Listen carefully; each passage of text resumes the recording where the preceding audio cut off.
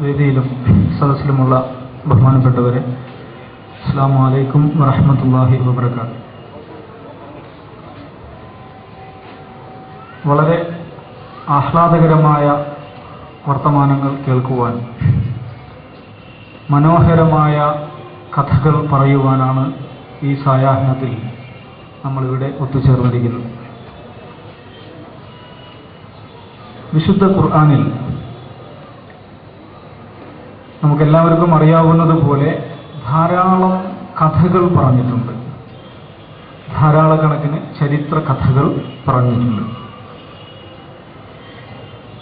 ഈ കഥകളിൽ അതിമനോഹരമായ കഥ എന്ന് വിശേഷിപ്പിച്ചുകൊണ്ട്, ഖുർആൻ തന്നെ അതിമനോഹരമായ കഥ എന്ന് വിശേഷിപ്പിച്ചുകൊണ്ട് ഒരു കഥ മാത്രമേ പറഞ്ഞിട്ടുള്ളൂ. അഹ്സനുൽ ഖസസ്, അതിമനോഹരമായ കഥ, സുന്ദരമായ കഥ എന്ന് ഖുർആൻ വിശേഷിപ്പിച്ചത് ഒരൊറ്റ കഥയെക്കുറിച്ചാണ്. ആ കഥ വലിയ ഒരു തിരിച്ചുവരവിന്റെ കഥയാണ്. പ്രവാചകൻ യൂസുഫ് അലൈഹിസ്സലാം, ബൈബിൾ ജോസഫ് എന്ന് വിശേഷിപ്പിക്കുന്ന യൂസുഫ് നബി അലൈഹിസ്സലാമിന്റെ കഥ. ആ കഥ നമ്മളുടെ ഇന്നത്തെ പ്രമേയമായിട്ടുള്ള അറബ് വസന്തത്തിന്റെ ദേശമായ ഈജിപ്തിൽ നടന്ന കഥയാണ്. കുഞ്ഞു യൂസുഫ്, അദ്ദേഹത്തെ അസൂയാലുക്കളും മോശക്കാരുമായിട്ടുള്ള സഹോദരന്മാർ വഞ്ചനയിലൂടെ ഒരു കിണറ്റിലേക്ക് എറിഞ്ഞ് രക്ഷപ്പെടുകയാണ്. അങ്ങനെ കുഞ്ഞു യൂസുഫ് വിജനമായ ഒരു ദേശത്ത്, ഒരു കാട്ടുപ്രദേശത്ത് ഒരു പൊട്ടക്കിണറ്റിൽ എറിയപ്പെടുന്നു. അങ്ങനെ യൂസുഫിനെ അവസാനിപ്പിച്ചു, യൂസുഫിനെ ഒതുക്കി എന്ന വിചാരവുമായി ആ സഹോദരന്മാർ അവിടുന്ന് രക്ഷപ്പെടുന്നു. പക്ഷേ ചരിത്രം ഇങ്ങനെ കറങ്ങി കറങ്ങി തിരിഞ്ഞ് മറിഞ്ഞ് ഒരു ഘട്ടത്തിലെത്തിയപ്പോൾ അതേ സഹോദരന്മാർ പാത്രങ്ങളുമായി, അന്നത്തിനു വേണ്ടി നീട്ടിയ പാത്രങ്ങളുമായി ഈജിപ്തിന്റെ തെരുവുകളിൽ ഈ യൂസുഫിന് മുന്നിൽ കൈനീട്ടുന്ന, തലകുനിക്കുന്ന മനോഹരമായ ഒരു ചിത്രം. അന്ന് പൊട്ടക്കിണറ്റിൽ എറിയപ്പെട്ട കുഞ്ഞു യൂസുഫ് ഇന്ന് മിസ്റിന്റെ ഭരണാധികാരിയാണ്. ആ യൂസുഫിന് മുന്നിൽ കുഞ്ഞായിരിക്കെ തന്നെ എറിഞ്ഞു കളഞ്ഞ തന്റെ സഹോദരന്മാർ യാചിച്ച് കൈനീട്ടുന്നതിന്റെ ചിത്രം. ആ ചിത്രത്തെ ഖുർആൻ ഒരു സ്വപ്നവുമായി ചേർത്ത് വെക്കുകയാണ്. കുഞ്ഞുനാളിൽ യൂസുഫ് ഒരു സ്വപ്നം കണ്ടിരുന്നു. 11 നക്ഷത്രങ്ങൾ തനിക്ക് മുമ്പിൽ കുമ്പിടുന്നതിന്റെ, തനിക്ക് മുമ്പിൽ സുജൂദ് ചെയ്യുന്നതിന്റെ, തനിക്ക് മുമ്പിൽ സാഷ്ടാംഗം ചെയ്യുന്നതിന്റെ ഒരു സ്വപ്നം കുഞ്ഞുനാളിൽ യൂസുഫ് കണ്ടിരുന്നു. അന്ന് ബാപ്പയോട് മാത്രം യൂസുഫ് ആ സ്വപ്നം പങ്കുവച്ചു. നാം പ്രതീക്ഷിക്കാത്ത, നമുക്ക് സങ്കല്പിക്കാൻ കഴിയാത്ത മനോഹരമായ ഒരു തിരിച്ചുവരവിന്റെ കഥയാണ് ഏറ്റവും സുന്ദരമായ കഥ അഹ്സനുൽ ഖസസ് എന്ന പേരിൽ ഖുർആൻ പരിചയപ്പെടുത്തുന്നത്. ഈ കഥ മനസ്സിൽ വെച്ചുകൊണ്ട് കഴിഞ്ഞ ഒക്ടോബർ മാസം, ഏതാനും മാസങ്ങൾക്ക് മുമ്പ് കെയ്റോവിൽ നടന്ന, ഈജിപ്തിന്റെ തലസ്ഥാനത്ത് നടന്ന മറ്റൊരു സംഭവം നമ്മൾ ഓർത്തു നോക്കുക. 40 വർഷങ്ങൾക്ക് മുമ്പ് യൂസുഫുൽ ഖർളാവി എന്ന് പറയുന്ന ഒരു പണ്ഡിതനെ ഈജിപ്തിലെ ഭരണകൂടം നാടുകടത്തി. എന്തിന്റെ പേരിലാണ് നാടുകടത്തിയത്? രാഷ്ട്രീയ സ്വഭാവമുള്ള കുതുബകൾ പറയുന്നു, ഭരണകൂടത്തെ വിമർശിക്കുന്ന കുതുബകൾ പറയുന്നു, വെള്ളിയാഴ്ച പ്രഭാഷണങ്ങളിൽ രാഷ്ട്രീയം കൂട്ടിക്കലർത്തുന്നു എന്ന ആരോപണം ഉന്നയിച്ചാണ് 40 വർഷങ്ങൾക്ക് മുമ്പ് യൂസുഫുൽ ഖർളാവി എന്ന് പറയുന്ന പണ്ഡിതനെ ഈജിപ്തിലെ ഭരണകൂടം അദ്ദേഹത്തെ നാടുകടത്തിയ. ഇക്കഴിഞ്ഞ സെപ്റ്റംബർ 28-ന് 40 വർഷങ്ങൾക്ക് ശേഷം ഇതേ യൂസുഫുൽ കർളാവി, തന്റെ ജന്മനാട്ടിൽ കടക്കുവാൻ അവകാശമില്ലായിരുന്ന യൂസുഫുൽ കർളാവി ആ കൈറോവിലേക്ക് തിരിച്ചു വന്ന സുഹൃത്തുക്കളെ. എങ്ങനെയാ തിരിച്ചു വന്നത്? അദ്ദേഹത്തെ സ്വീകരിക്കാൻ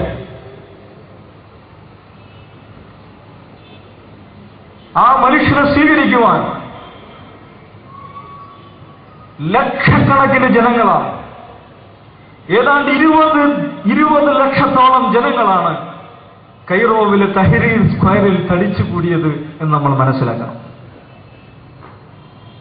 അന്ന് നാട് നടത്താൻ കൂട്ടുനിന്ന് നാട് കടത്തിയ ഭരണകൂടത്തിന് ഓശാനവാടി അതിന് സേവ ചെയ്ത് നടന്നിരുന്ന പട്ടാള ഉദ്യോഗസ്ഥന്മാർ കെയ്റോ എയർപോർട്ടിൽ നിന്ന് തഹ്രീർ സ്ക്വയർ വരെയുള്ള ആ ദൂരത്ത് അദ്ദേഹത്തെ സംരക്ഷിച്ചുകൊണ്ട്, തിരക്കുകളിൽ നിന്നും സംരക്ഷിച്ചുകൊണ്ട്, അദ്ദേഹത്തിന് അകമ്പടി സേവിച്ചുകൊണ്ട് അദ്ദേഹത്തെ തഹ്രീർ സ്ക്വയറിലേക്ക് അണയിച്ചു. എന്നിട്ട് അദ്ദേഹം ചെയ്തതെന്താണ്? 40 വർഷങ്ങൾക്ക് മുമ്പ് ഖുത്ബ പറഞ്ഞതിന്റെ പേരിൽ പുറത്താക്കപ്പെട്ട യൂസുഫുൽ കർളാവി 40 വർഷങ്ങൾക്ക് ശേഷം തിരിച്ചു വന്ന് പള്ളി മിമ്പറിൽ നിന്നല്ല സുഹൃത്തുക്കളെ, കൈറോ നഗരത്തിന്റെ ഏറ്റവും സുപ്രധാനമായ നഗര ചത്തരം, ഏറ്റവും വലിയ സ്ക്വയറിനെ പള്ളി മിമ്പറാക്കി മാറ്റിക്കൊണ്ട് 20 ലക്ഷം ജനങ്ങളെ അഭിസംബോധന ചെയ്തുകൊണ്ട് ചരിത്ര പ്രസിദ്ധമായ, ചരിത്രത്തിന്റെ തങ്കലിപികളിൽ രേഖപ്പെടുത്തപ്പെടുന്ന അനിതര സാധാരണമായ ഒരു പ്രഭാഷണം, ഒരു ഖുത്ബ നിർവഹിച്ചു. തിരിച്ചുവരവുകളിൽ നിങ്ങൾക്ക് വിശ്വാസമുണ്ടെങ്കിൽ, അഹ്സനുൽ ഖസസുകളിൽ, മനോഹരമായ കഥകളിൽ വിശ്വാസമുണ്ടെങ്കിൽ ഈ കഥ കേൾക്കുക. ഇത് യൂസുഫുൽ കർളാവിയുടെ മാത്രം കഥയല്ല. റാഷിദുൽ ഗനൂഷിയെക്കുറിച്ച് ഇവിടെ പറഞ്ഞു. സുഹൃത്തുക്കളെ, ഏതാനും മാസങ്ങൾക്ക് മുമ്പ് വരെ ആരായിരുന്നു ഗനൂഷി? ജനിച്ചു വീണ തന്റെ മാതൃരാജ്യമായ തുനീഷ്യൻ പൗരത്വം ഇല്ലാത്ത, തുനീഷ്യയുടെ പാസ്പോർട്ട് പോലും കൈവശമില്ലാത്ത,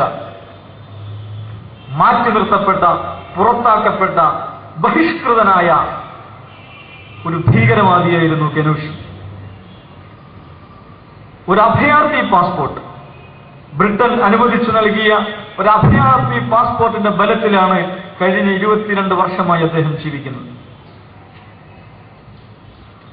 അദ്ദേഹം ഏതാനും മാസങ്ങൾക്ക് മുമ്പ് ടൂണിസിലെ കാർത്തേജ് വിമാനത്താവളത്തിൽ നെഞ്ചു വിരിച്ച് അഭിമാനത്തോടെ, ആഹ്ലാദത്തോടെ വന്നിറങ്ങുമ്പോ 10,000-ങ്ങളായിരുന്നു അദ്ദേഹത്തെ സ്വീകരിക്കാൻ അവിടെ ഒത്തുചേർന്നിരുന്നത്. എനിക്കിപ്പോഴും ഓർമ്മയുണ്ട്, 2005-ൽ സോളിഡാരിറ്റിയുടെ സംസ്ഥാന സമ്മേളനം, പാലക്കാട് നടക്കുന്ന സംസ്ഥാന സമ്മേളനത്തിന്റെ മുഖ്യാതിഥിയായി നമ്മൾ നിശ്ചയിച്ചിരുന്നത് ഈ മഹാനെയായിരുന്നു, മഹാനായ ഈ നേതാവിനെയായിരുന്നു. അന്ന് അദ്ദേഹത്തെ പാലക്കാട്ടേക്ക് കൊണ്ടുവരാൻ വേണ്ടി, വിസ ലഭ്യമാക്കാൻ വേണ്ടി ഒരുപാട് ശ്രമങ്ങൾ നമ്മൾ നടത്തി. ആ ശ്രമങ്ങളുടെ ഭാഗമായി, ശ്രമങ്ങൾക്കൊടുവിൽ ഡൽഹിയിൽ അന്നത്തെ ബഹുമാനപ്പെട്ട മന്ത്രിയുണ്ട്, സമുദായത്തിന്റെ കാര്യം നോക്കി മന്ത്രിയായ വിദേശകാര്യ വകുപ്പിന്റെ ചുമതല വഹിക്കുന്ന മന്ത്രി, അദ്ദേഹത്തോട് അവസാനത്തെ ഒരു ശ്രമം എന്നുള്ള നിലയ്ക്ക് നമ്മൾ അദ്ദേഹത്തോട് സംസാരിച്ചു. അദ്ദേഹം കണ്ണടയൊക്കെ താത്തി കടലാസുകളൊക്കെ എടുത്ത് ഇങ്ങനെ പറഞ്ഞു, എന്ത് ചെയ്യാനാ, എനിക്കൊന്നും ചെയ്യാൻ കഴിയില്ല. നിങ്ങൾ വിളിക്കുന്ന ആളുകളൊക്കെ ഈ സൈസാണല്ലോ, ഒക്കെ ബ്ലാക്ക് ലിസ്റ്റിൽപ്പെട്ട ആളുകളാണല്ലോ, എനിക്കൊന്നും ചെയ്യാൻ കഴിയില്ല. ഞാൻ പറയുന്നു, വിധിയുണ്ടെങ്കിൽ ഈ ഗനൂഷി ഇനിയെങ്ങാനും ഡൽഹിയിൽ വരികയാണെങ്കിൽ ഈ മനുഷ്യൻ ഇന്ദിരാഗാന്ധി എയർപോർട്ടിൽ അങ്ങോട്ട് പോയി കറുത്ത കാർപ്പറ്റ് വിരിച്ച് ഈ ഗനൂഷിയെ സ്വീകരിക്കേണ്ടി വരും. അതാണ് ഞാൻ പറഞ്ഞത്, ചരിത്രത്തിലെ തിരിച്ചുവരവുകൾ, സുന്ദരമായ കഥകൾ. അന്ന് ഈജിപ്തിൽ സംഭവിച്ച ആ അഹ്സനുൽ ഖസസ് ഉണ്ടല്ലോ, അത് ഇനിയും ചരിത്രത്തിൽ നിരന്തരം ആവർത്തിച്ചുകൊണ്ടിരിക്കും. അത് ഇപ്പോൾ അത് കണ്ടുകൊണ്ടിരിക്കുവാൻ ഭാഗ്യം സിദ്ധിച്ച തലമുറ എന്നുള്ളത് അള്ളാഹു നമുക്ക് നൽകിയ ഒരു അനുഗ്രഹമായി നാം മനസ്സിലാക്കണം. ഇങ്ങനെ എത്രയെത്ര തിരിച്ചുവരവുകളാണ്. ഇന്നലത്തെ പല യൂറോപ്യൻ പത്രങ്ങളിലും മുൻ പേജിൽ അച്ചടിച്ചു വന്ന ഒരു പടമുണ്ടായി. എന്താണ് പടമെന്നറിയുമോ നിങ്ങൾക്ക്? പാരീസിലെ എലീസിയ കൊട്ടാരം. എലീസിയ കൊട്ടാരം എന്ന് പറഞ്ഞാൽ നമ്മുടെ രാഷ്ട്രപതി ഭവന് തുല്യമായിട്ടുള്ള പാരീസിലെ കൊട്ടാരമാണ്. ഈ എലീസിയ കൊട്ടാരത്തിന്റെ വരാന്തയിലൂടെ തവക്കുൽ കർമാൻ എന്ന് പറയുന്ന പർദ്ദ ധരിച്ച അൽ ഇസ്ലാഹ് പ്രസ്ഥാനത്തിന്റെ സാരഥി ഫ്രഞ്ച് ഭരണാധികാരികളോടൊപ്പം എലീസിയ കൊട്ടാരത്തിന്റെ വരാന്തയിലൂടെ ഇങ്ങനെ നടന്നു പോകുന്നതിന്റെ പടം ഇന്നലെ ഇറങ്ങിയ ലേമോന്തെ ഉൾപ്പെടെയുള്ള ഏതാണ്ട് എല്ലാ ഫ്രഞ്ച് പത്രങ്ങളും മുൻ പേജിൽ പ്രസിദ്ധീകരിച്ചു. ഈ എലീസിയ കൊട്ടാരത്തിൽ കഴിഞ്ഞ വർഷം ഒരു സംഭവം നടന്നിരുന്നു. എന്താണെന്നറിയുമോ? 30 വർഷങ്ങൾക്കിടയിൽ ആദ്യമായി ഫ്രഞ്ച് പാർലമെന്റിന്റെ ഇരു സഭകളും അവിടെ ഒന്നിച്ച് സമ്മേളിച്ചു. നമുക്ക് രാജ്യസഭ, ലോക്സഭ എന്നൊക്കെ ഉള്ളതുപോലെ അവർക്കും പാർലമെന്റിന് 2 സഭകളുണ്ട്. ആ 2 സഭകളും വർഷങ്ങൾക്ക് ശേഷം ആദ്യമായി സംയുക്തമായി സമ്മേളിച്ചു അവിടെ. എന്തിനു വേണ്ടിയാണെന്നറിയുമോ? ആ സമ്മേളനത്തെ അഭിസംബോധന ചെയ്തുകൊണ്ട് ഫ്രഞ്ച് പ്രസിഡന്റ് നിക്കോളാസ് സർക്കാസി ഒരു പ്രഭാഷണം നടത്തി. ആ സമ്മേളനത്തിന്റെ ഉദ്ദേശ ലക്ഷ്യങ്ങൾ അദ്ദേഹം അവിടെ വെച്ച് വിശദീകരിച്ചു. എന്തിനാണ് ഈ സംയുക്ത സമ്മേളനം എന്നറിയില്ലേ? ഫ്രാൻസ് ചരിത്ര പ്രസിദ്ധമായ ഒരു ബില്ല് പാസാക്കാൻ പോവുകയാണ്. എന്താണ് ആ ബില്ല്?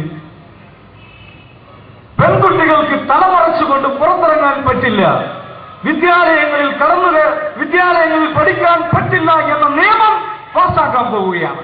ആ നിയമം പാസാക്കുന്നതിന്റെ മുന്നോടിയായിട്ടാണ് പാർലമെന്റിന്റെ ഇരു സഭകളും എലീസിയ കൊട്ടാരത്തിൽ സമ്മേളിച്ചിരിക്കുന്നത്.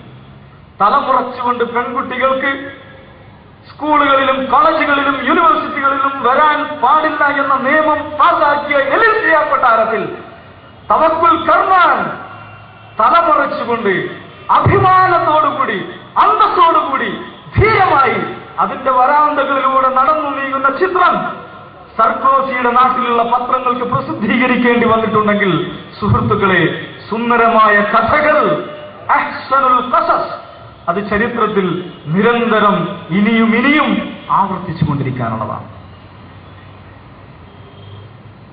ഈ സന്തോഷത്തിന്റെ വർത്തമാനങ്ങൾ, ആഹ്ലാദത്തിന്റെ വർത്തമാനങ്ങൾ നാം കേൾക്കുക. എന്തെല്ലാമായിരുന്നു ചെയ്തു കൂട്ടിയിരുന്നത്, എന്തെല്ലാം പ്രചാരണങ്ങളാണ് നടത്തിക്കൊണ്ടിരുന്നത്. ഒരു ഭാഗത്ത് ആശയതലത്തിലും പ്രചാരണ രംഗത്തും സൈദ്ധാന്തിക രംഗത്തും മാധ്യമരംഗത്തും മുസ്ലിങ്ങളെ, ഇസ്ലാമിക പ്രസ്ഥാനങ്ങളെ, ഇസ്ലാമിക സമൂഹങ്ങളെ തകർക്കുവാനുള്ള കൊണ്ടുപിടിച്ച ശ്രമങ്ങൾ. ജനാധിപത്യത്തിന്റെ പേര് പറഞ്ഞ്, മതേതരത്വത്തിന്റെ പേര് പറഞ്ഞ്, മനുഷ്യാവകാശത്തിന്റെയും ലിബറലിസത്തിന്റെയും സ്ത്രീ സ്വാതന്ത്ര്യത്തിന്റെയും ബഹുസ്വരതയുടെയും പേര് പറഞ്ഞ് ഇവയെ തകർക്കാനുള്ള ശ്രമങ്ങൾ. മറുവശത്ത് അത് പറഞ്ഞുകൊണ്ടിരിക്കെ തന്നെ ഇസ്ലാമിക സമൂഹങ്ങൾക്കുമേൽ മില്യൺ കണക്കിന്, ടൺ കണക്കിന് ബോംബുകൾ വർഷിച്ചുകൊണ്ട്, ആയുധങ്ങൾ വർഷിച്ചുകൊണ്ട്, അവരെ ശ്വാസം മുട്ടിക്കുന്ന ഉപരോധങ്ങളിൽ പെടുത്തിക്കൊണ്ട് നശിപ്പിക്കുവാനുള്ള ശ്രമങ്ങൾ. ഈ ശ്രമങ്ങളായിരുന്നു കഴിഞ്ഞ നൂറ്റാണ്ടിന്റെ ചരിത്രം എന്ന് പറയുന്നത്. സോളിഡാരിറ്റി യൂത്ത് മൂവ്മെന്റിന്റെ സഹോദരന്മാർ ഏതാനും മാസങ്ങൾക്ക് മുമ്പ് ഡൽഹിയിൽ നിന്ന് ഗാസയിലേക്ക് നടന്ന ഒരു യാത്രയിൽ പങ്കെടുക്കുകയുണ്ടായി. ഏഷ്യ ടു ഗാസ കാരവാൻ എന്ന് പറഞ്ഞു ഡൽഹിയിൽ നിന്ന് ഉപരോധത്തിൽ കഴിഞ്ഞുകൂടുന്ന ഗാസയിലേക്കാണ് ആ യാത്ര. ഗാസയെക്കുറിച്ച് നിങ്ങൾ മനസ്സിലാക്കണം.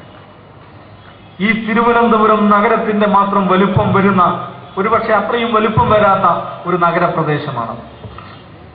ലോകത്തിൽ ഏറ്റവും കൂടുതൽ ജനസാന്ദ്രതയുള്ള പ്രദേശം, ഫലസ്തീനിന്റെ ഭാഗം.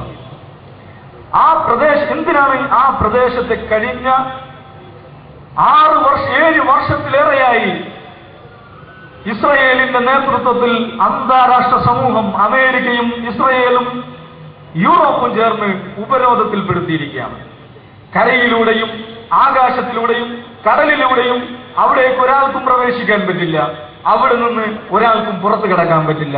കുട്ടികൾക്കുള്ള കളിപ്പാട്ടങ്ങളാകട്ടെ, ബിസ്ക്കറ്റുകളാകട്ടെ, മരുന്നാകട്ടെ, പഠിക്കാനുള്ള പാഠപുസ്തകങ്ങളാകട്ടെ, തിന്നാനുള്ള ഗോതമ്പാവട്ടെ, ഉരുളക്കിഴങ്ങാകട്ടെ, ഒന്നും അങ്ങോട്ട് കൊണ്ടുപോകാൻ പാടില്ല എന്ന് നിഷ്കർഷിച്ചുകൊണ്ട് അത് കണിശമായി പാലിച്ചുകൊണ്ട് ഹുസ്നി മുബാറക്കിനെ പോലുള്ള താന്തോന്നികളുടെ പിന്തുണയോടുകൂടി കഴിഞ്ഞ 7 വർഷത്തിലേറെയായി ഗാസ എന്ന് പറയുന്ന ആളുകൾ അട്ടിയായി തിങ്ങി താമസിക്കുന്ന ആ പ്രദേശത്തെ ശ്വാസം മുട്ടിച്ച് നശിപ്പിച്ചുകൊണ്ടിരിക്കുകയായിരുന്നു. ഈ ഉപരോധം നടത്തിക്കൊണ്ടിരിക്കെ തന്നെ അവർക്കുമേൽ ഫോസ്ഫറസ് ബോംബുകൾ വർഷിച്ചുകൊണ്ട്, ടൺകണക്കിന് ബോംബുകൾ വർഷിച്ചുകൊണ്ട് അവരെ നശിപ്പിക്കുവാനുള്ള സർവ്വശ്രമങ്ങളും ഇസ്രായേൽ നടത്തി. എന്തായിരുന്നു അവർ ചെയ്ത തെറ്റ്? അവർ ലോകത്തുള്ള എല്ലാ തെരഞ്ഞെടുപ്പ് നിരീക്ഷകരും ഒരേപോലെ സാക്ഷ്യപ്പെടുത്തിയ, ഫ്രീ ആൻഡ് ഫെയർ എന്ന് സാക്ഷ്യപ്പെടുത്തിയ സുതാര്യമായ ഒരു തെരഞ്ഞെടുപ്പിലൂടെ ഇസ്ലാമിക പ്രസ്ഥാനമായ ഹമാസിനെ വിജയിപ്പിച്ചു എന്ന ഒരു ജനാധിപത്യ തെറ്റ് അതായിരുന്നു അവർ ചെയ്തത്. ഒരു സമ്പൂർണമായ സുതാര്യമായ ഒരു തെരഞ്ഞെടുപ്പിലൂടെ ഇസ്ലാമിക പ്രസ്ഥാനത്തെ വിജയിപ്പിച്ചു കളഞ്ഞു എന്നുള്ളതായിരുന്നു അവർ ചെയ്ത തെറ്റ്. അതിന്റെ പേരിൽ ആ ജനതയെ ശിക്ഷിക്കുകയായി. പക്ഷെ അവർ കീഴടങ്ങിക്കൊടുത്തില്ല. ഉപരോധം കൊണ്ടോ ബോംബുകൾ കൊണ്ടോ ഞങ്ങളെ വിരട്ടണ്ട എന്നവർ നെഞ്ചു വിരിച്ചു പറഞ്ഞു. അവർ പരാതി പറഞ്ഞില്ല, ആരോടും അവർ പരാതി പറഞ്ഞില്ല. അവർ കടപ്പുറത്ത് ഫുട്ബോൾ കളിച്ചും കുട്ടികളെ കളിപ്പിച്ചും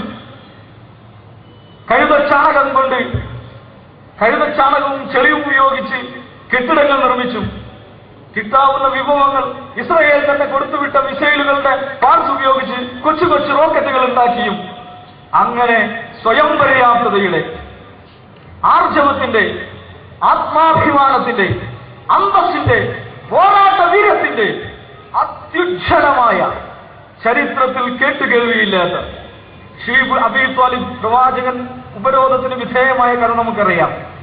അത് വർഷങ്ങൾ നീണ്ടു നിന്നിട്ടില്ല. അതിനേക്കാൾ നീണ്ടുനിന്ന, അതിനേക്കാൾ ഭീകരമായ, അത്യന്തം ഹീനമായ, മനുഷ്യത്വ വിരുദ്ധമായ ഉപരോധത്തിന് ആ നാട്ടുകാർ വിധേയമായി. പക്ഷെ അവർ കീഴടങ്ങിയില്ല, അവർ തലകുനിച്ചില്ല.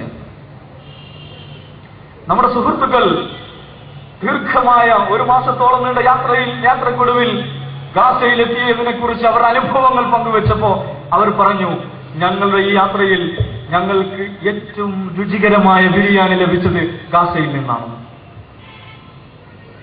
ഞങ്ങൾക്ക് ഏറ്റവും ഹൃദ്യമായ ആതിഥ്യം ലഭിച്ചത് ഈ ഗാസയിൽ നിന്നാണ്. ആ ഗാസയിൽ ഏതാനും മാസങ്ങൾക്ക് മുമ്പ് ഒരു സംഭവം നടന്നിരുന്നു സുഹൃത്തുക്കളെ. അവരൊരു ക്യാമ്പയിൻ നടത്തി. എന്താണ് ആ ക്യാമ്പയിന്റെ തലക്കെട്ടെന്നറിയില്ല നിങ്ങൾക്ക്? ഗാസയിലെ കുഞ്ഞുങ്ങൾ സോമാലിയൻ കുഞ്ഞുങ്ങൾക്ക് വേണ്ടി എന്ന് പറഞ്ഞുകൊണ്ട്. എന്താണത്?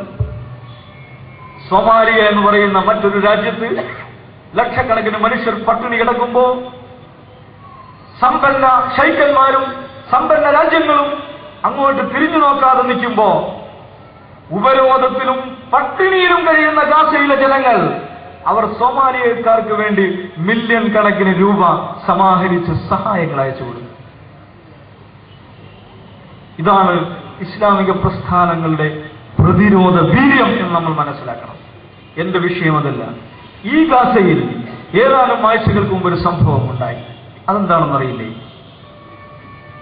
4-5 വർഷങ്ങൾക്ക് മുമ്പ് ഹമാസിന്റെ പോരാളികൾ ഒരു ഇസ്രായേലി പട്ടാളക്കാരനെ പിടിച്ചുകൊണ്ടുവന്നിരുന്നു, ഗിലാദ് ഷാലിഫ് എന്ന് പറഞ്ഞിട്ട്. ആ പട്ടാളക്കാരനെ മോചിപ്പിക്കാൻ വേണ്ടിയാണ് ഇസ്രായേൽ ഗാസയ്ക്കുമേൽ ടൺ കണക്കിന് ബോംബുകൾ വർഷിച്ചത്. വർഷങ്ങളായി ഈ ഷാലിഫിനെ മോചിപ്പിക്കാൻ വേണ്ടി ഇവർ ശ്രമിച്ചുകൊണ്ടിരിക്കുകയായിരുന്നു. ഇസ്രായേലും അമേരിക്കയും ഹുസ്നി മുബാറക്കും എല്ലാം ചേർന്ന് ശ്രമിച്ചുകൊണ്ടിരിക്കുകയായിരുന്നു. നടന്നില്ല. അവസാനം ഇസ്രായേൽ കീഴടങ്ങിയ സുഹൃത്തുക്കളെ. ഒരു ഷാലിഫിന് പകരം 1400ഓളം ഫലസ്തീനി തടവുകാർ, അതും 40-80 വർഷങ്ങൾക്ക് കഠിന തടവിന് ശിക്ഷിക്കപ്പെട്ട മഹാഭീകരന്മാരായിട്ടുള്ള ഫലസ്തീനി തടവുകാരെ, 1000-ലേറെ തടവുകാരെ, ഒരു ഫലസ്തീനിക്ക് പകരം 1000 ഫലസ്തീനികളെ വെച്ച് കീഴടങ്ങേണ്ടി വന്നു ഇസ്രായേൽ എന്ന് പറയുന്ന ലോകത്തെ ഏറ്റവും അഹങ്കാരിയായിട്ടുള്ള സാമ്രാജ്യത്വ ശക്തിക്ക്.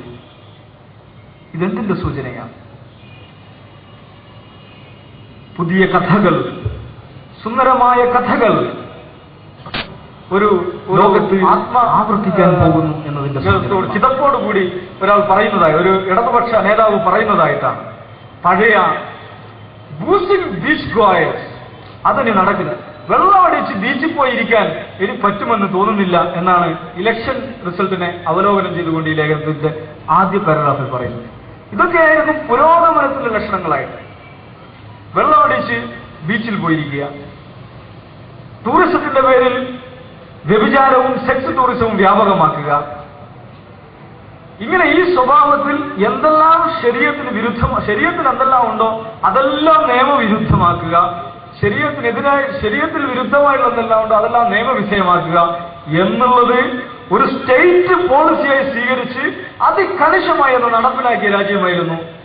അത് നടപ്പിലാക്കുക മാത്രമല്ല, വിദ്യാഭ്യാസ സ്ഥാപനങ്ങളിലൂടെ, പാഠ്യപദ്ധതിയിലൂടെ, സർക്കാർ മാധ്യമങ്ങളിലൂടെ ഏതാണ്ട് അരനൂറ്റാണ്ടിലേറെ കാലമായി, 60 വർഷത്തിലേറെ കാലമായി അത് തന്നെ പ്രചരിപ്പിച്ചുകൊണ്ടിരിക്കുന്നത്. ഇത് പറയുമ്പോൾ മനസ്സിലാക്കണം, ടുണീഷ്യൻ ജനതയിൽ 25% 30 വയസ്സിന് താഴെയുള്ളവരാണ് എന്ന് പറഞ്ഞാൽ ആ സമൂഹത്തിലെ മഹാഭൂരിപക്ഷത്തിനും ഇതല്ലാതെ മറ്റൊരു സംഗതി അറിയില്ല. ഈ ഭരണാധികാരികളല്ലാതെ മറ്റൊരു ഭരണാധികാരികളെ അറിയില്ല. ഈ നിയമമല്ലാതെ മറ്റൊരു നിയമം അറിയില്ല. ഈ വിദ്യാഭ്യാസമല്ലാതെ മറ്റൊരു വിദ്യാഭ്യാസം ലഭിച്ചിട്ടില്ല എന്ന് പറഞ്ഞാൽ ഇന്ന് ജീവിക്കുന്ന തലമുറയെ മുഴുവൻ വെസ്റ്റേണൈസ് ചെയ്യുവാൻ, സെക്യുലറൈസ് ചെയ്യുവാൻ, നമ്മുടെ നാട്ടിലെ പത്രങ്ങളുടെയും ബുദ്ധിജീവികളുടെയും ഭാഷയിൽ പറഞ്ഞാൽ പുരോഗമനകാരികളാക്കുവാൻ ഒരു 60 വർഷത്തോളം ശ്രമിച്ച, അത് സ്റ്റേറ്റ് പോളിസിയായി സ്വീകരിച്ച ഒരു രാജ്യത്താണ് ആദ്യമായി തെരഞ്ഞെടുപ്പ് നടന്നപ്പോ ആദ്യത്തെ തെരഞ്ഞെടുപ്പിൽ തന്നെ അന്നഹ്ലയെ പോലുള്ള, അന്നഹ്ല എന്ന് പറയുന്ന ഈ പോളിസിക്കെതിരെ ഏറ്റവും ശക്തമായി നിലകൊണ്ട ഇസ്ലാമിക പ്രസ്ഥാനം വിജയിക്കുന്നത്. എങ്ങനെയാണ് ഇത്രയും കാലം അന്നഹ്ല ഈ കനലുകൾ കെടാതെ സൂക്ഷിച്ചത് എന്നത് ഒരു മഹാത്ഭുതമായി അവിടെ നിലനിൽക്കും. കാരണം തുനീഷ്യയിലെ റാഷിദ് ഗനൂഷി നമ്മുടെ കേരളത്തിൽ വന്ന് നടത്തിയ ആ പ്രഭാഷണത്തിൽ പറഞ്ഞത് പ്രകാരമാണെങ്കിൽ ഒരു പ്രവർത്തകനെങ്കിലും ജയിലിൽ അടക്കപ്പെട്ടിട്ടില്ലാത്ത ഒരു നെഹ്ദാ കുടുംബവും തുനീഷ്യയിലില്ല എന്നാണ് അദ്ദേഹം പറഞ്ഞത്. നന്ന ചുരുങ്ങിയത് അറ്റ്ലീസ്റ്റ് ഒരാളെങ്കിലും ജയിലിൽ അടക്കപ്പെട്ടിട്ടില്ലാത്ത ഒരു നെഹ്ദാ കുടുംബവുമില്ല. അവർക്ക് താടി വെക്കുവാൻ അവകാശമുണ്ടായിരുന്നില്ല. കൃത്യമായി സമയത്ത് പള്ളിയിൽ പോകുന്ന ചെറുപ്പക്കാരെയെല്ലാം പിടിച്ചകത്തിടുമായിരുന്നു.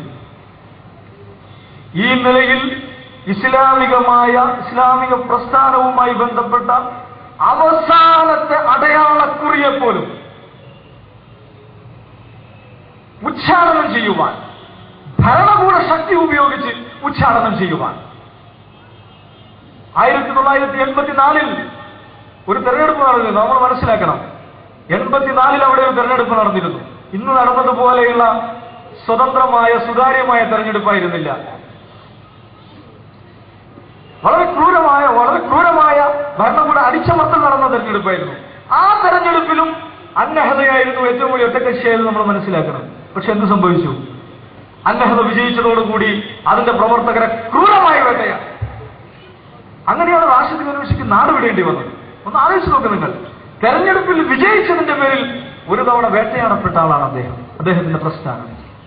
പല്ലും നഖവും ഉപയോഗിച്ച് അദ്ദേഹത്തെയും അദ്ദേഹത്തിന്റെ പ്രസ്ഥാനത്തെയും വേട്ടയാടി. അങ്ങനെ അത് നമ്മൾ അങ്ങനെ വേട്ടയാടുമ്പോ എന്താണ് ലോകം പറഞ്ഞുകൊണ്ടിരുന്നത്? തീവ്രവാദത്തിനെതിരായ സമരം. നമ്മുടെ നാട്ടിൽ ഇടതുപക്ഷക്കാരും പുരോഗമനവാദികളും ബുദ്ധിജീവികളുമൊക്കെ തുനീഷ്യയെ ഒരു മഹാമാതൃകയാക്കി എഴുന്നള്ളിക്കുകയായിരുന്നു.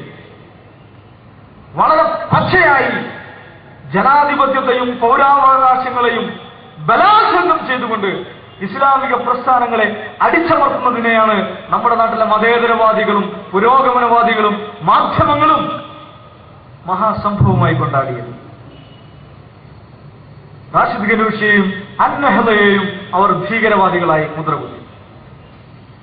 ഇത് തുനീഷ്യയുടെ മാത്രം അനുഭവമായിരുന്നില്ല. എല്ലാ അറബ് രാജ്യങ്ങളിലും ഇതാണ് സംഭവിച്ചത്. സ്വച്ഛാധിപതികളും ക്രൂരന്മാരും അഴിമതിക്കാരും താന്തോന്നികളുമായിട്ടുള്ള ഭരണാധികാരികൾ, ഒരു ഭാഗത്ത് സാമ്രാജ്യത്വത്തിന്റെ പിന്തുണ. നമ്മൾ മനസ്സിലാക്കണം, ഈ അസാധാരണമായ ഐക്യമുന്നണിയാണ്. ഒരു ഭാഗത്ത് സാമ്രാജ്യത്വത്തിന്റെ പിന്തുണ, അമേരിക്കയുടെയും യൂറോപ്പിന്റെയും ഇസ്രായേലിന്റെയും പിന്തുണ. മറുവശത്ത് നേരത്തെ പറഞ്ഞതുപോലെയുള്ള പുരോഗമനകാരികളുടെയും ബുദ്ധിജീവികളുടെയും മാധ്യമങ്ങളുടെയും ലിബറൽ മാധ്യമങ്ങളുടെയും പിന്തുണ. എന്തിന്റെ പേരിലാണ് ലിബറൽ മാധ്യമങ്ങൾ പിന്തുണക്കുന്നത്? അവർ ഇസ്ലാമിക പ്രസ്ഥാനങ്ങളെ അടിച്ചമർത്തുന്നതിന്റെ പേരിൽ മാത്രം, ഇസ്ലാമിക വിരുദ്ധമായ നിയമങ്ങൾ നടപ്പിലാക്കുന്നു എന്നതിന്റെ പേരിൽ മാത്രം. മൂന്നാമതൊരു കൂട്ടർ കൂടി ഉണ്ടായിരുന്നു. അതാരാണ്? മതപണ്ഡിതന്മാർ. ഭരണകൂട ഉപാസകരായിട്ടുള്ള, തൊപ്പിവെച്ച തലപ്പാവ് നീട്ടിയ, താടി നീട്ടിയ പണ്ഡിതന്മാരുടെ മഹാപട തന്നെ ഈ ഭരണാധികാരികൾക്ക് പിന്നിലുണ്ടായിരുന്നു നമ്മൾ മനസ്സിലാക്കണം. അവർ തഹ്രീർ സ്ക്വയറിൽ ആളുകൾ വന്ന് നിറയുമ്പോൾ അവർ ഫത്വ പുറപ്പെടുവിച്ചു. വഴി തടസ്സപ്പെടുത്തുന്നത് ഈമാനിന്റെ വഴിയിലെ തടസ്സങ്ങൾ നീക്കുക എന്നുള്ളത് ഈമാനിന്റെ ശാഖയാണ്. അതിനാൽ വഴി തടസ്സപ്പെടുത്താൻ പാടില്ല. ഹദീസുകൾക്കൊരു കുറവുണ്ടായില്ല. ഇതാണ് ആ പണ്ഡിതന്മാർ നിർവഹിച്ച ധർമ്മം.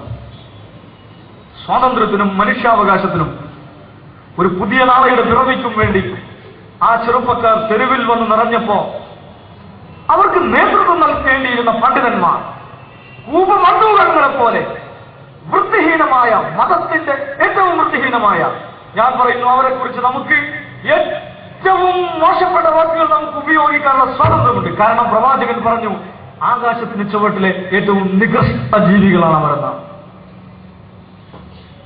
അതുകൊണ്ട് അവരുടെ വൃത്തികേടിനെ കുറിക്കാൻ ഏത് വാക്കും ഉപയോഗിക്കാൻ നമുക്ക് സ്വാതന്ത്ര്യമുണ്ട്. ആകാശത്തിന് ചുവട്ടിലെ ഏറ്റവും നികൃഷ്ട ജീവികളായി പ്രവാചകൻ പ്രവചിച്ചതുപോലെ പണ്ഡിതന്മാർ മാറി.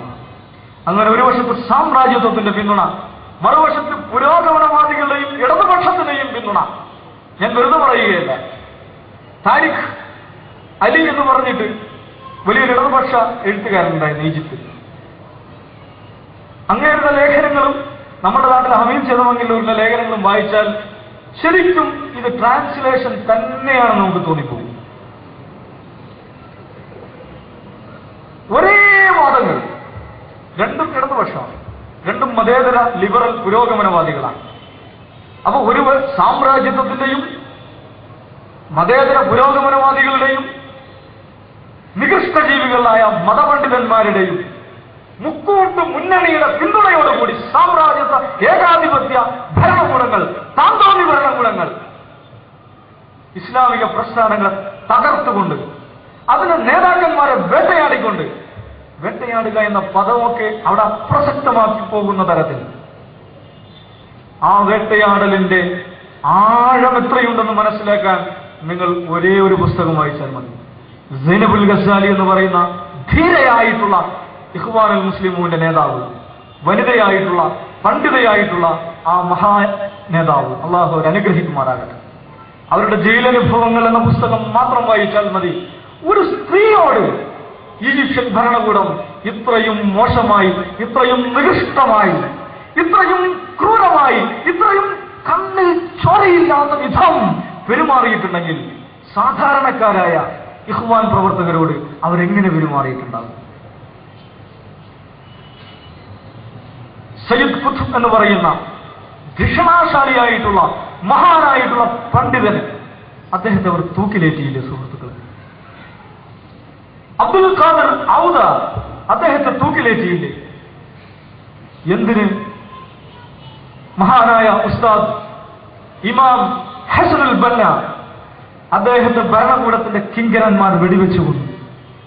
മനസ്സിലാക്കണം, വെടിയേറ്റു വീണ ഹസനുൽ ബന്ന ആദ്യമായി ചെയ്തെന്താണെന്ന് അറിയുമോ നിങ്ങൾക്ക്? പോക്കറ്റിൽ നിന്ന് പേനയും കടലാസും എടുത്ത് തന്നെ വെടിവെക്കാൻ വേണ്ടി വന്ന കാപാലികർ വന്ന കാറിന്റെ നമ്പർ അദ്ദേഹം കുറിച്ചിട്ടു. അത് കുറിച്ചിട്ടതിന് ശേഷം ഷഹാദത്ത് ചൊല്ലിയാണ് അദ്ദേഹം മരിച്ചത്. പക്ഷെ മനസ്സിലാക്കുക, അദ്ദേഹത്തിന്റെ ജനാസ നമസ്കാരത്തിൽ പങ്കെടുക്കുവാൻ ഒരു പുരുഷനെയും ഈജിപ്ഷ്യൻ ഭരണകൂടം അനുവദിച്ചിട്ടുണ്ടായിരുന്നില്ല. ലക്ഷലക്ഷക്കണക്കായ അനുയായികളുള്ള ആ മഹാനായ നേതാവിനു വേണ്ടി അവസാനമായി പ്രാർത്ഥിക്കുവാൻ ഈജിപ്തിലെ ഒരു പുരുഷനെയും ഭരണകൂടം അനുവദിച്ചില്ല. അദ്ദേഹത്തിന്റെ മയ്യത്ത് കുളിപ്പിച്ചത് സ്ത്രീകളാണ്. മയ്യത്ത് കുളിപ്പിച്ച് രക്തസാക്ഷിയുടെ മയ്യത്തിന്റെ അവസാനത്തെ പരിപാലന കർമ്മങ്ങൾ മുഴുവൻ നിർവഹിച്ചത് സ്ത്രീകളാണ്. മയ്യത്ത് നമസ്കാരത്തിന് നേതൃത്വം കൊടുത്തത് സ്ത്രീകളാണ്. ഒരാൺകുട്ടിയെയും, ഈജിപ്തിലെ ഒരാൺകുട്ടിയെയും, മുമ്പൊരു ഫറോവ ഈജിപ്തിൽ ഒരാൺകുട്ടിയെയും ജനിക്കാനാണ് അനുവദിക്കാതിരുന്നതെങ്കിൽ ഇവിടെ ഒരാൺകുട്ടിയെയും മരണാനന്തര ചടങ്ങിൽ പങ്കെടുക്കാൻ പോലും ഭരണകൂടം അനുവദിച്ചില്ല.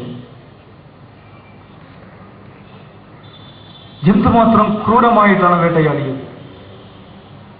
ഈ വേട്ടയാടുന്നവർ നമ്മുടെ നാട്ടിലെ പുരോഗമനവാദികളുടെ, ലിബറലുകളുടെ പുസ്തകങ്ങളൊക്കെ നമ്മൾ എടുത്ത് പരിശോധിച്ച് നോക്കിയാൽ അതിൽ കാണാം.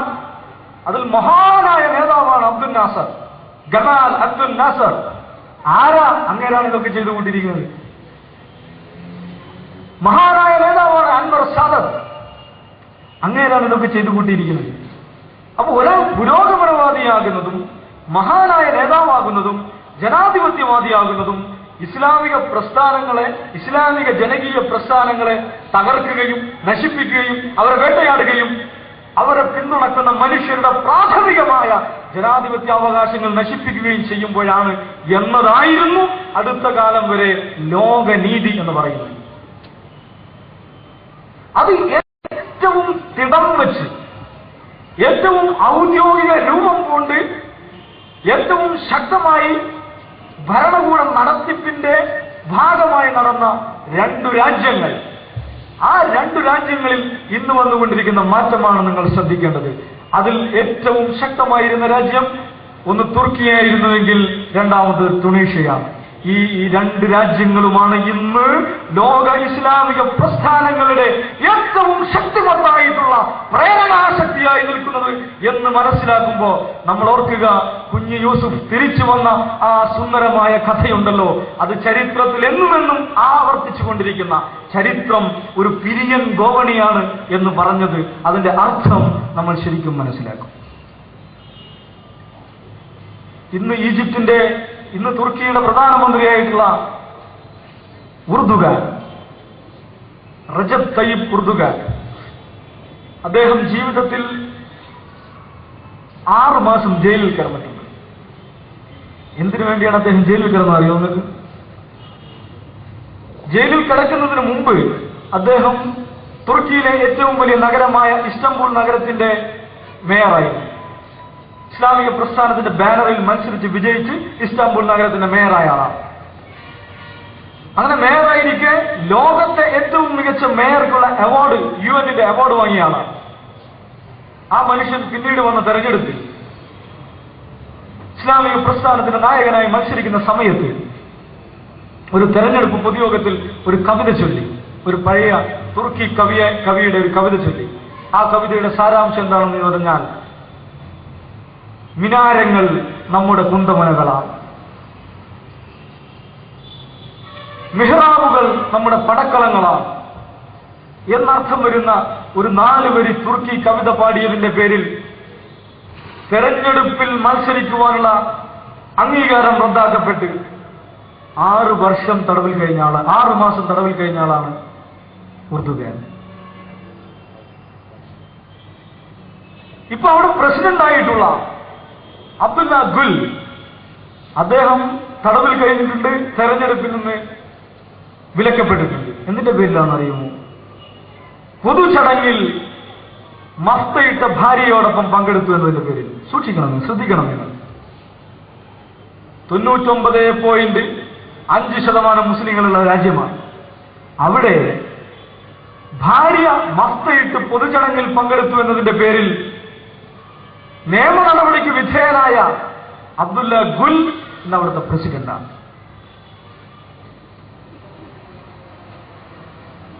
കലാലയങ്ങളിൽ പർദ്ദ ധരിച്ചതിന്റെ പേരിൽ, മസ്ത ധരിച്ചതിന്റെ പേരിൽ വിദ്യാഭ്യാസം നിഷേധിക്കപ്പെട്ട ലക്ഷക്കണക്കിന് വിദ്യാർത്ഥിനികൾ, പെൺകുട്ടികൾ ഉണ്ടായിരുന്ന ആ നാട്ടിൽ ഇന്ന് ഉർദുഗാനും അദ്ദേഹത്തിന്റെ ഭാര്യ അമീന ഉർദുഗാൻ പർദ്ദ ധരിച്ചുകൊണ്ട് രാജ്യത്തിന്റെ റിപ്പബ്ലിക് ഡേ പരേഡുകളിൽ പങ്കെടുക്കുന്നതിന്റെ ചിത്രം നമ്മൾ കാണുന്നു. എന്തായിരുന്നു തുർക്കി? അറബിയിലുള്ള ബാങ്ക് വിളി നിരോധിച്ചു, തലമുറക്കുന്നത് നിരോധിച്ചു, അറബി ലിപിയിലുള്ള ഭാഷ തന്നെ മാറ്റിക്കളഞ്ഞു. ആ ഭാഷ, വലത്തുനിന്ന് ഇടത്തോട്ട് എഴുതിയിരുന്ന തുർക്കി ഭാഷ ഇന്ന് ഇടത്തുനിന്ന് വലത്തോട്ട് എഴുന്ന യൂറോപ്യൻ ലിപി, റോമൻ ലിപിയിലാണ്.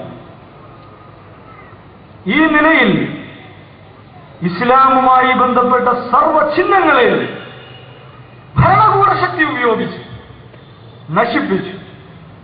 അതിനെയാണ് നമ്മുടെ നാട്ടിൽ പുരോഗമനവാദികൾ ലോകത്തെ ഏറ്റവും പുരോഗമന രാജ്യമായി തുർക്കിയെ പരിചയപ്പെടുത്തിയത്.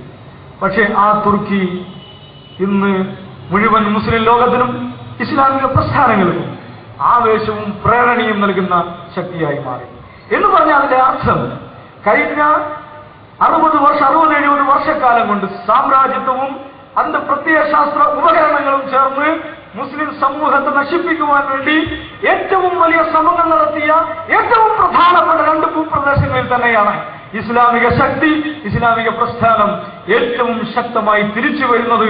അതിന്റെ പ്രോദ്ഘാടനം നിർവഹിച്ചിരിക്കുന്നത് അവിടെയാണ് നമ്മൾ മനസ്സിലാക്കുന്നത്. അസാധാരണമായ ഒരു തിരിച്ചുവരവാണത്. അതിമനോഹരമായ ഒരു കഥയാണിത്. ഇത് നമ്മുടെ കാലത്തെ അഹ്സനുൽ ഖസസ് ആണ് എന്ന് നമ്മൾ മനസ്സിലാക്കണം.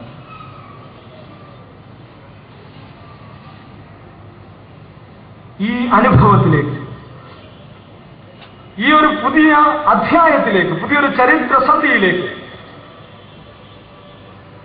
അറബ് ലോകത്തെയും ലോകത്തെ തന്നെയും നയിക്കുന്നതിൽ നേതൃപരമായ പങ്കുവഹിച്ചു എന്നുള്ളതിൽ അഭിമാനിക്കുന്നവരാണ് നാം, ഇസ്ലാമിക പ്രസ്ഥാനത്തിന്റെ പ്രവർത്തകർ. മുമ്പ് ലോകത്തെക്കുറിച്ച്, ലോക ചലനങ്ങളെക്കുറിച്ച്, ലോകത്തെ പുരോഗമന പ്രസ്ഥാനങ്ങളെയും സ്വാതന്ത്ര്യ മുന്നേറ്റങ്ങളെയും കുറിച്ച് പറയുമ്പോൾ എല്ലാവരും പറഞ്ഞിരുന്നത് പാരീസ് വിദ്യാർത്ഥി പ്രക്ഷോഭത്തെക്കുറിച്ചും അമേരിക്കൻ വിദ്യാർത്ഥി പ്രക്ഷോഭത്തെക്കുറിച്ചും പാരീസ് യൂണിവേഴ്സിറ്റിയെക്കുറിച്ചുമൊക്കെയായിരുന്നു. പക്ഷെ ഇന്ന് ലോകത്തിന്റെ തന്നെ മുസ്ലിങ്ങളുടെയും ഇസ്ലാമിക പ്രസ്ഥാനങ്ങളുടെയും മാത്രമല്ല, ലോകത്ത് തന്നെയുള്ള മുഴുവൻ മനുഷ്യരുടെയും സ്വാതന്ത്ര്യത്തിനും സമത്വത്തിനും നീതിക്കും വേണ്ടി ദാഹിക്കുന്ന മുഴുവൻ മനുഷ്യരുടെയും പ്രേരണാശക്തിയായി ഇസ്ലാമിക പ്രസ്ഥാനങ്ങളും ഇസ്ലാമിക സമൂഹങ്ങളും മാറിക്കൊണ്ടിരിക്കുകയാണ്. അതുകൊണ്ടാണ് അറബ് തെരുവുകളിൽ നിന്ന് ഊർജം സ്വീകരിച്ചുകൊണ്ട് അമേരിക്കൻ തെരുവുകളിൽ പ്രകടനങ്ങൾ നടക്കുന്നത്. മുമ്പ് നേരെ തിരിച്ചായിരുന്നു. അമേരിക്കൻ യൂണിവേഴ്സിറ്റികളിൽ നിന്നും, അമേരിക്കൻ തെരുവുകളിൽ നിന്നും, അമേരിക്കൻ വിദ്യാർത്ഥികളിൽ നിന്നും, അല്ലെങ്കിൽ യൂറോപ്യൻ തെരുവുകളിൽ നിന്നും, യൂറോപ്യൻ യൂണിവേഴ്സിറ്റികളിൽ നിന്നും പ്രചോദനം സ്വീകരിച്ചായിരുന്നു മൂന്നാം ലോകത്ത് സമരങ്ങൾ പൊട്ടിപ്പുറപ്പെട്ടിരുന്നത് എങ്കിൽ ഇന്ന് അറബ് തെരുവുകളിൽ നിന്ന് യൂറോപ്യർ പ്രചോദനം സ്വീകരിക്കുന്നു. ലോകത്തിന്റെ ഖിബില അത് പയ്യെ പയ്യെ മാറിക്കൊണ്ടിരിക്കുകയാണ്. നാഗരികതയുടെ മുമ്പ് നമ്മൾ BBC-യും ലേമോണ്ടും അമേരിക്കൻ പത്രങ്ങളും യൂറോപ്യൻ പത്രങ്ങളുമായിരുന്നു വാർത്തയുടെയും പുരോഗമനത്തിന്റെയും ആധികാരിക സ്രോതസ്സുകളായി കണ്ടിരുന്നുവെങ്കിൽ ഇന്ന് അറബ് മാധ്യമങ്ങൾ, അറബ് നാട്ടിലുള്ള മാധ്യമ സംരംഭങ്ങൾ മുഴുവൻ ലോകത്തിനും മാതൃകയായി, മുഴുവൻ ലോകത്തിന്റെയും ദിശ നിർണ്ണയിക്കുന്ന ഘടകമായി മാറിക്കൊണ്ടിരിക്കുന്നു. ആ നിലയിൽ ലോകത്തിന്റെ ദിശ മാറിക്കൊണ്ടിരിക്കുകയാണ്. ഈ ദിശാമാറ്റം, പാരഡൈം ഷിഫ്റ്റ്, ഈ ദിശാമാറ്റത്തിന് നേതൃത്വം കൊടുക്കുന്നത് ഇസ്ലാമിക പ്രസ്ഥാനങ്ങളാണ്. ഇത് നമ്മൾ മനസ്സിലാക്കണം. നേരത്തെ ഇവിടെ സൂചിപ്പിക്കപ്പെട്ടതുപോലെ സയ്യിദ് മൗദൂദിയെ പോലുള്ള മഹാരഥന്മാരായിട്ടുള്ള പണ്ഡിതന്മാർ അവർ നേരത്തെ പ്രവചിച്ചതാണ്. അവർ തുടങ്ങുമ്പോൾ, അവർ ഈ യാത്ര തുടങ്ങുമ്പോൾ അന്ന് ഡെമസ്കസ് യൂണിവേഴ്സിറ്റിയിലും ബാഗ്ദാദ് യൂണിവേഴ്സിറ്റിയിലും തട്ടമിട്ട ഒരു പെൺകുട്ടി പോലും ഉണ്ടായിരുന്നില്ല. വല്ല പെൺകുട്ടികളും തട്ടമിട്ടിരുന്നുവെങ്കിൽ അവർ യൂണിവേഴ്സിറ്റികളിൽ വരാറുണ്ടായിരുന്നില്ല. പക്ഷെ ഇന്ന് ഒരു നൂറ്റാണ്ട് തികയുന്നതിന് മുമ്പ് ഡമസ്കസിലെയും ബാഗ്ദാദിലെയും യൂണിവേഴ്സിറ്റികളിലും തെരുവുകളിലും മാത്രമല്ല സുഹൃത്തുക്കളെ, പാരീസിലെയും ലണ്ടനിലെയും ന്യൂയോർക്കിലെയും തെരുവുകളിൽ, ഹാർവാർഡ് യൂണിവേഴ്സിറ്റിയിലും ഓക്സ്ഫോർഡ് യൂണിവേഴ്സിറ്റിയിലും പാരീസ് യൂണിവേഴ്സിറ്റിയിലും തട്ടമിട്ട പെൺകുട്ടികൾ പ്രകടനങ്ങൾ നയിക്കുന്ന ഒരവസ്ഥയിലേക്ക് ലോകം മാറിയിട്ടുണ്ടെങ്കിൽ ഈ പ്രസ്ഥാനങ്ങളുടെ ശക്തി മഹാത്മ്യമാണത് എന്ന് നമ്മൾ മനസ്സിലാക്കണം. അടുപ്പുകളിൽ ഉറവകൾ പൊട്ടുന്നതിനെ കുറിച്ച് നൂഹ് നബിയുടെ മഹാപ്രളയത്തിന്റെ ചരിത്രം വിവരിക്കുമ്പോൾ ഖുർആൻ പറയുന്നുണ്ട്. അടുപ്പുകളിൽ ഉറവ പൊട്ടുന്നതിനെ കുറിച്ച് അടുപ്പകളിൽ ഇനിയും ഉറവപ്പെട്ടുമെന്നതിൽ നിങ്ങൾക്ക് വിശ്വാസമുണ്ടെങ്കിൽ അതാണ് വാൾ സ്ട്രീറ്റിൽ സംഭവിച്ചുകൊണ്ടിരിക്കുന്നത്. അവിടെ അടുപ്പിൽ ഉറവപ്പെട്ടുകയാണ്. തീ പുകയുന്ന അടുപ്പിൽ ഉറവപ്പെട്ടിക്കൊണ്ടാണ് നൂഹ് നബിയുടെ പ്രസ്ഥാനം വിജയിച്ചതെങ്കിൽ വാൾ സ്ട്രീറ്റ് പിടിച്ചടക്കുക എന്ന മുദ്രാവാക്യം ഉയർത്തിപ്പിടിച്ചുകൊണ്ട് ഊഹക്കച്ചവടത്തിന്റെയും മുതലാളിത്ത ലാഭ ചിന്തയുടെയും ആർത്തിയുടെ വ്യവസായത്തിന്റെയും അന്താരാഷ്ട്ര കേന്ദ്രമായിട്ടുള്ള വാൾ സ്ട്രീറ്റിലേക്ക് തന്നെ ചെറുപ്പക്കാർ ഇന്ന് നുഴഞ്ഞു കയറിക്കൊണ്ടിരിക്കുകയാണ്. അത് ഓക്യുപ്പൈ ചെയ്തുകൊണ്ടിരിക്കുകയാണ്, അത് അധിനിവേശം ചെയ്തുകൊണ്ടിരിക്കുകയാണ്. അതാണ് തീ പുകയുന്ന അടുപ്പിൽ ഉറവപ്പെട്ടുക എന്ന് പറഞ്ഞ്.